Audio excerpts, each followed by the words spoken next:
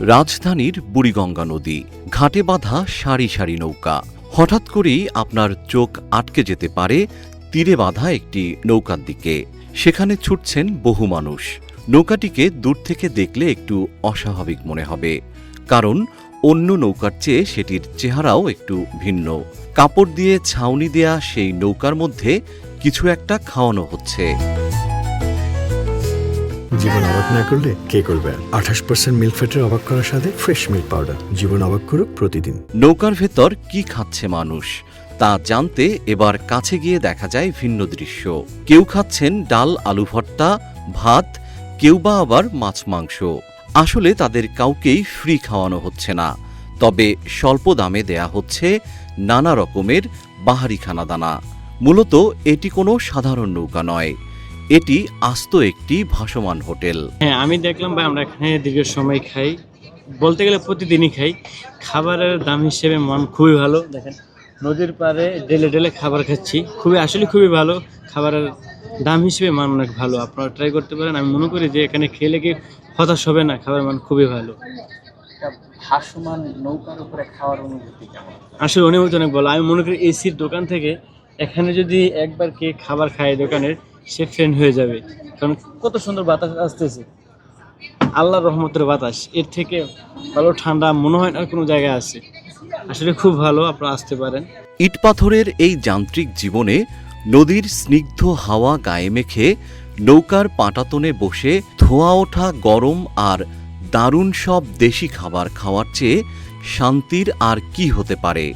হাতের খাবার কখনো খারাপ হয়, কখনো ভালো হয়, স্বাভাবিক, এটাই হবে। তবে আমরা যতক্ষণ ধরে খেয়েছি বা দেখতেছি না, ওনার হাতের রান্নার খাবার খুবই ভালো। এবং আপনি এখানে অনেকে খাচ্ছে, আপনি তাদেরকে রিভিউ নিতে পারেন, তারা বলবে যে আসলে খাবারটা কেমন। তবে আমার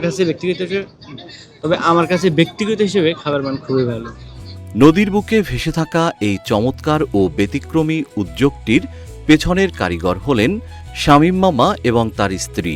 স্বামী স্ত্রীর কাঁধে কাঁধ মিলিয়ে করা পরিশ্রমে গড়ে উঠেছে এই ভাসমান ভোজনালয়।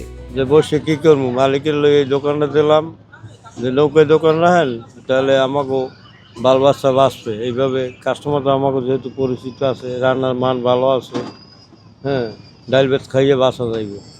এরপরে এর লই বুঝ করিয়া আমি আসলাম বাবুসি, এরপরে দোকানে লইলাম, মোটামুটি চলছে। আর মালিক অসুস্থ, আমার আর কি দিয়ে গেছে, দিয়ে যাওয়ার পর আমি করিগুলো খাইতেছি। এইভাবে দোকানে কয়জন কাজ করে আমি আর আপনার ভাবি, আর আছে একজন মহিলা আছে। ছোট দোকান তো, যেহেতু ক্রেতা কম, হ্যাঁ, এইসব করে তো লইতে হইবে আর কি, আস্তে আস্তে আগাইতে হইবে। দুজনের নিরলস পরিশ্রমে প্রতিদিন খুব ভোরে, অর্থাৎ সকাল 7টা থেকেই শুরু হয় তাদের এই ভাসমান রেস্তোরাঁর কর্মযজ্ঞ। চুলার আগুন জ্বলে ওঠে আর রান্নার সুবাস ছড়িয়ে পড়ে নদীর বাতাসে। নদীর বুকে ভেসে ভেসে একটানা তাদের এই সেবা চলে একদম মধ্যরাত, মানে রাত 1টা পর্যন্ত। রোদ, বৃষ্টি বা ঝড় কোনো কিছুই যেন তাদের এই আতিথেয়তায় আর হাসি মুখে খাবার পরিবেশনে বাধা হতে পারে না। রান্না কি করে? আপনি করেন না? আমি করি, আপনি করেন? মেন বাবুসি আমি। আর আপনাকে সহযোগিতা করে আপনার ওয়াইফ? এখানে আপনি পেয়ে যাবেন মুখরোচক ও মজাদার দেশি খাবার, সাদা ভাত, নানা পদের ভর্তা, তাজা মাছ, মুরগির মাংস থেকে শুরু করে ঘন ডাল, কি নেই এখানে। আর সবচেয়ে বড় চমক হলো সকালে মাত্র 30 টাকায় এখানে পেট ভরে খাবার পাওয়া। ভাত, ডাল ভুনা, ডিম ভাজা। দুপুরে সকালে বিল কম আছে, 20 টাকা 30 টাকা বিল। রাতের বেলা কি দুপুরের যে এক পদের সবজি পাকাই, তারপরে মাছ দিতে থাকে, এগুলো বিক্রি করি। মাছ, মাংস, মুরগির রোস্ট, যা কম ব্যবসা এগুলো বিক্রি করে রাতে কমপ্লিট করতে হবে।